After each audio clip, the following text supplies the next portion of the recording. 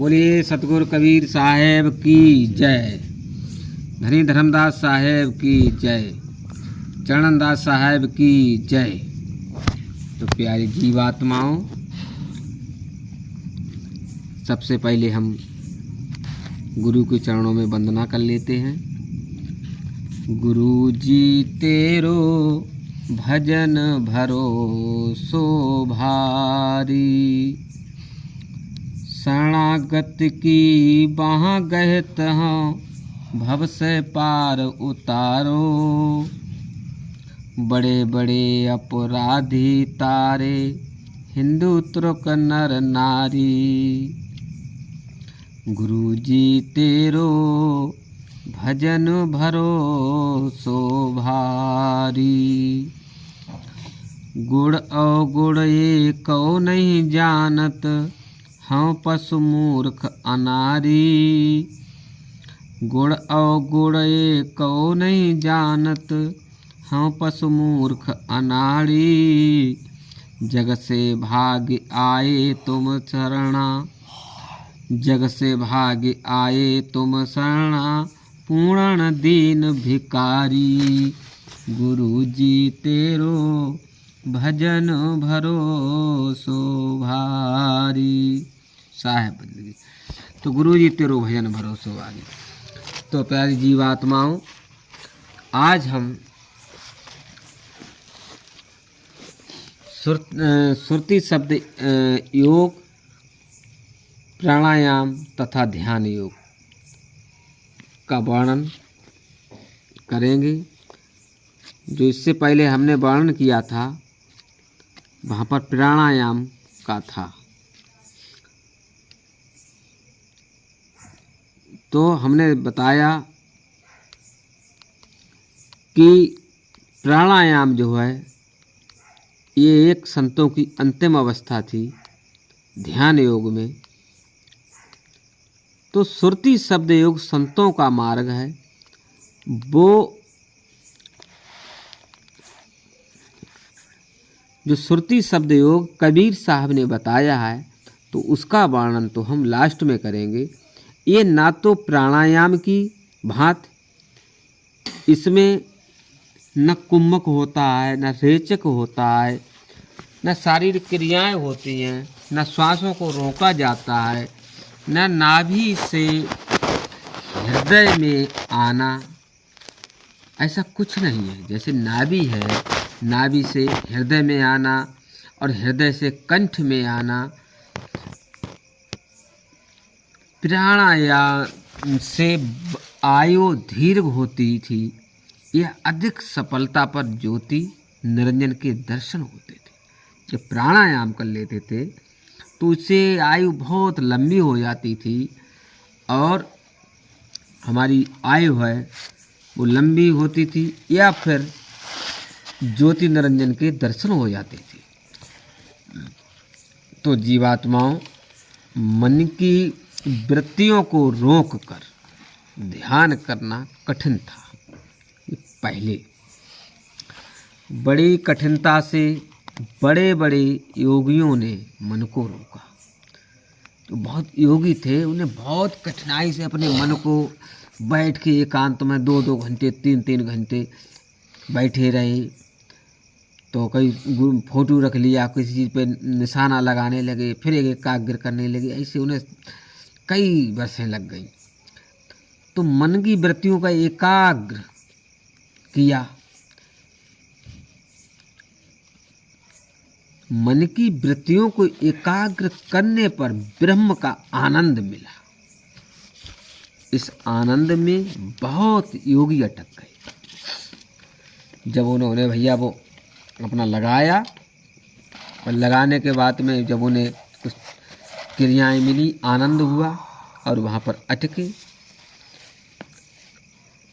और इसके बाद में वो आनंदित होकर के ये नहीं सोचा कि हम क्या कर रहे हैं या ये क्या है। उन्हें वहाँ तक का ज्ञान था और उसमें हो गया, उसी में वे लीन हो गए। प्राणायाम केवल इंद्रिय घाट से ऊपर लाकर भ्रकुटी तक था।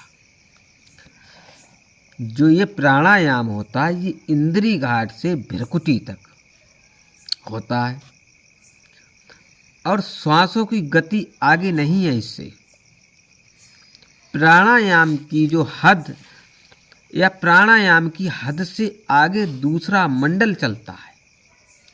जहाँ पर प्राणायाम होता है जहाँ पे वो ख़त्म हो जाता है उसके बाद दूसरा मंडल चलता है। भाई दूसरे की स्टेज आ जाती है। जैसे बोले अब सीमा समाप्त, तो सीमा समाप्त के आगे जो है स्टेज दूसरी आती है। ये मानसिक मंडल या इसे हम सूक्ष्म मंडल कहते हैं।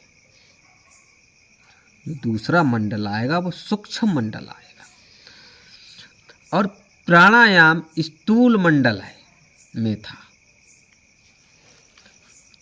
प्राणायाम होता है स्थूल मंडल में होता है और इससे आगे हम सूक्ष्म मंडल की बात करते हैं। और इसमें श्वासों की गति नहीं होती है। यह मन माया है या आत्मा चैतन्य है। यहाँ मन माया है या फिर आत्मा चैतन्य है। यह तीन चीज़ें होती हैं। सांसों की गति नहीं होती है। सांसों की गति जो है केवल प्राणायाम की अंतिम सीमा तक होती है।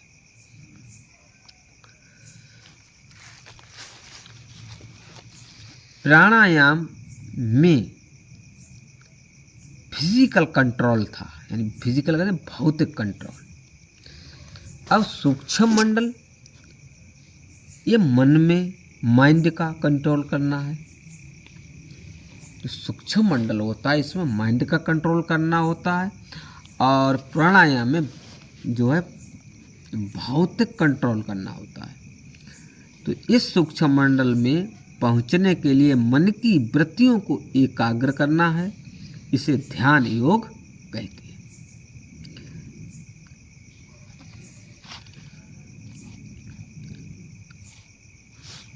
बाहर के विषय भोगों को न चिंतन करता हुआ बाहर ही त्याग कर, जो बाहरी चीज़ें हैं वो त्याग कर और नेत्रों की दृष्टि को भ्रकुटी के नेत्रों की दृष्टि को भ्रकुटी के बीच स्तर करके और नासिका में विचारने वाले प्राण और अपान वायु को सम करते हैं। प्राण अपान वायु, प्राण और अपान वायु इनको बराबर कर लेते हैं।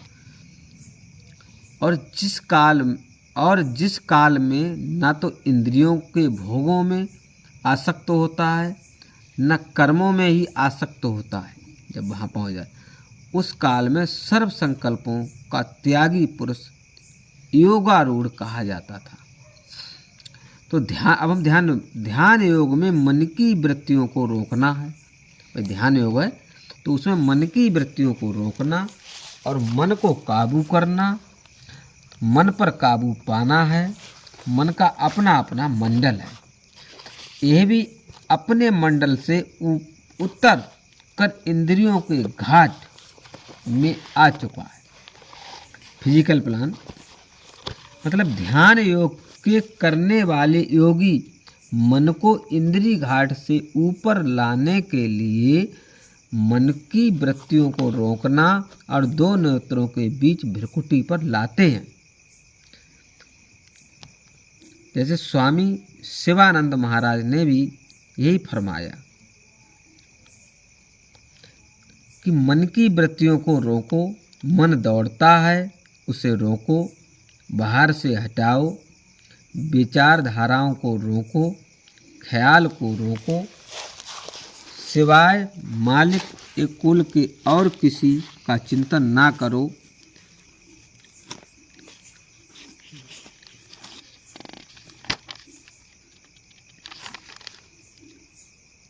क्रम क्रम से अभ्यास करता हुआ उपरात्मा यानी कि अभ्यास करता हुआ ऊपर आत्मा को प्राप्त होवे। और धैर्य युक्त बुद्धि द्वारा मन को परमात्मा में स्थिर करके परमात्मा के सिवाय और कुछ भी चिंतन ना करे।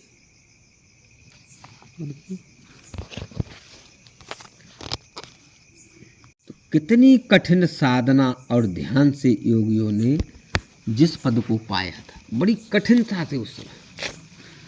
संतों का पद उससे आगे है। ये योगियों का पद था और संतों का जो पद है उससे आगे है। इस पद की चर्चा करते हुए सतगुरु कबीर साहब ने धर्मदास को आदि ग्रंथ में बताया कि शब्द निरंजन चाचरी मुद्रा सो है नैन नुमाय, और तेह को जाना गोरख योगी महातेज है ताय। ज्योति निरंजन को गोरख योगी ने देखा। इससे आगे ओम ओमकार है, इसे पार ब्रह्म परमेश्वर कहते हैं। जो ओम और ओम के आगे ओमकार, इसे ही वो पार ब्रह्म परमेश्वर कहते हैं। तो कबीर साहब ने फरमाया कि ओम ओमकार भूचरी मुद्रा त्रिकुटी है स्थान। ये ओम है, ओमकार है, भूचरी मुद्रा है। मुद्रा होती चाचरी भूचरी जैसी क्रियाएं होती हैं सिद्धि, इनका हमारा स्थान का त्रिकुटी है स्थाना। और व्यास देवता को पहचाना और रहे ताए गलताना। व्यास जी ने इसे पहचाना। सतह कमल त्रिकुटी के भीतर तहाँ पहुँच के जाई। कभी साहब कह रहे हैं सतह कमल त्रिकुटी के भीतर तहाँ पहुँच के जाई, ज्योति स्वरूपी देव निरंजन वेदन तिनको गाई। ये 7वें कमल पे जब पहुँचेंगे उस समय आपको ज्योति निरंजन के दर्शन होंगे। इस बात को वेद ने, कबीर साहब ने खुद। तो वेद व्यास जी की पहुँच भी यहाँ तक थी। इससे आगे ब्रह्मा विष्णु और शिव की पहुँच है। फरमाते हैं कि ररंकार खेचरी मुद्रा 10वां द्वार ठिकाना। और ब्रह्मा विष्णु महेश्वर देवा ररंकार पहचाना। ये सब पद ध्यान योग से प्राप्त होते हैं। तो यहाँ की जो बात करी है साहिब ने, अब वास्तव में जो घट है, हमारा जो शरीर का घट है, इसके 2 भाग हैं। एक पिंड है और एक ब्रह्मांड है। तो पिंड और ब्रह्मांड का जो हम अध्ययन है वो अगले अध्याय में करेंगे, क्योंकि अब प्यारे हंसात्माओं और थोड़ा तब तक जो है शांति से सुमरण ध्यान करें। बोलिए सतगुरु कबीर साहेब की जय। सतगुरु सतनाम साहेब बंदगी, साहेब बंदगी, साहेब बंदगी।